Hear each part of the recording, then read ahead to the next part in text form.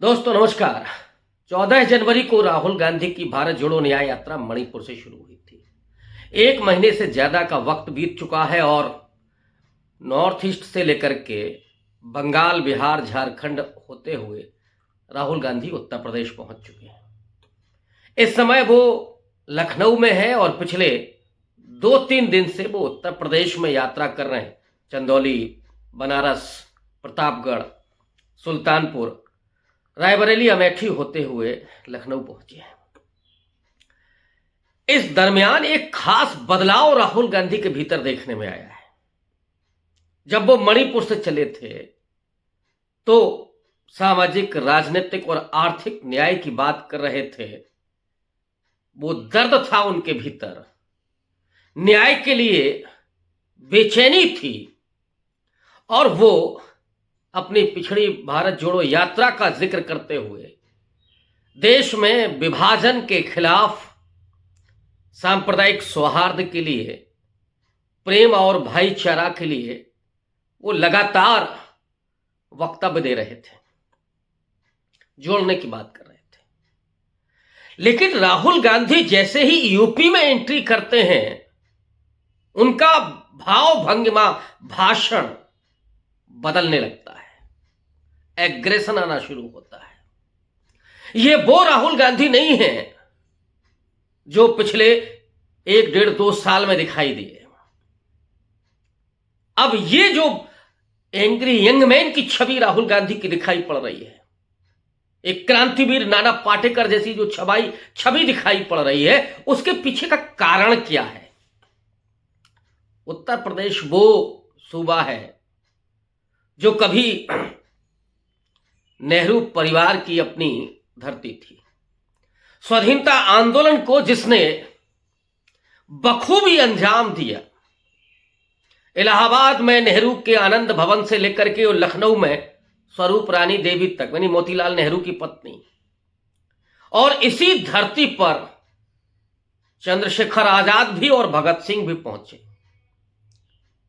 पूरा मस्तानों की टोली लखनऊ में गीत गाते हुए निकलती थी।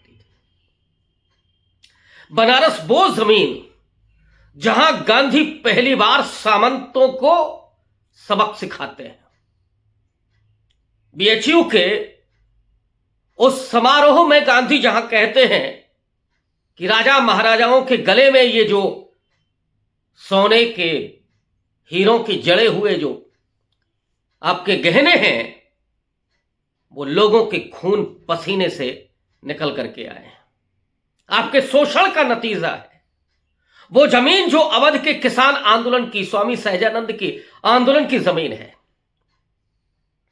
वो जमीन जहां पर आगरा में डॉक्टर अंबेडकर आते हैं और कांशीराम ने तो इसे सामाजिक न्याय की पूरी प्रयोगशाला बना लिया।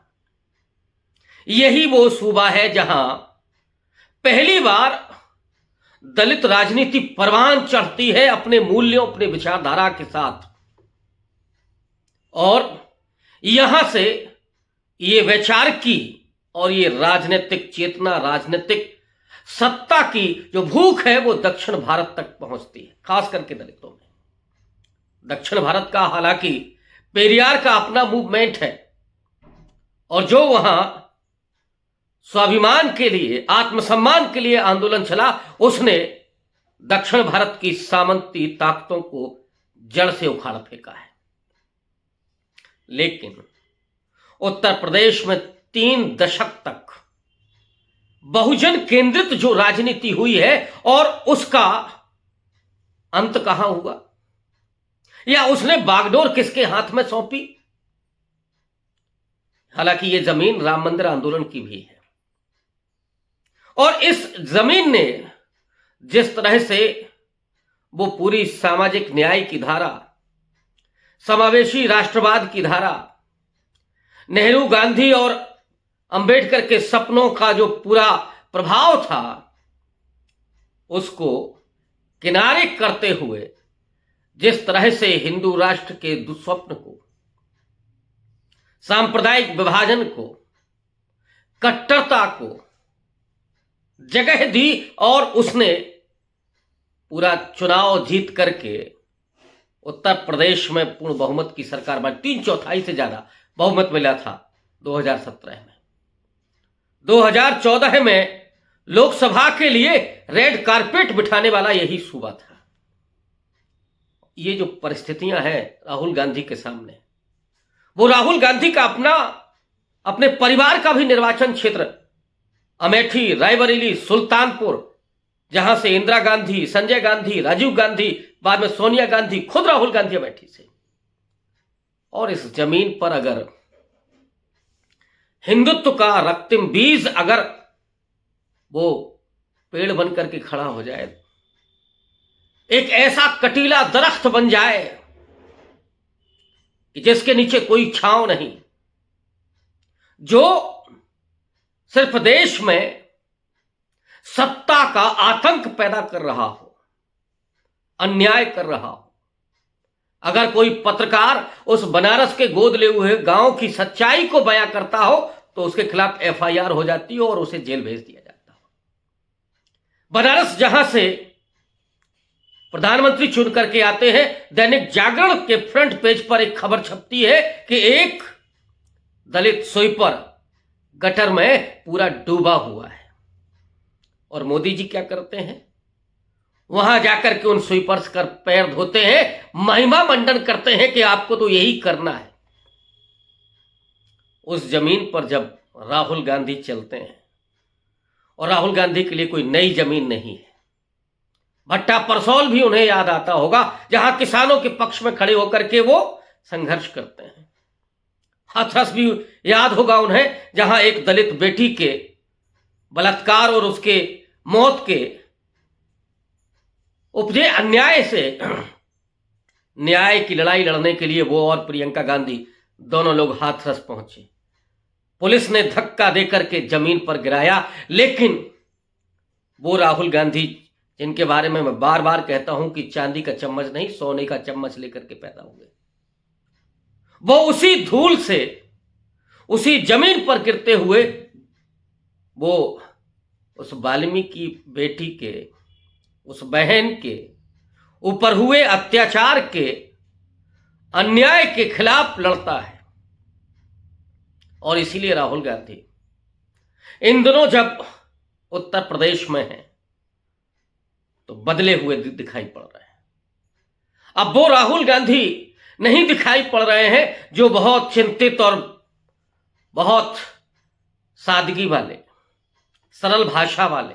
नहीं, राहुल गांधी ने प्रतापगढ़ में जो भाषण दिया, बनारस में जो भाषण दिया, प्रतापगढ़ के भाषण पर तो मैं बात कर ही चुका हूं अपने पिछले वीडियो में, जिनकी दिलचस्पी हो वो देखें।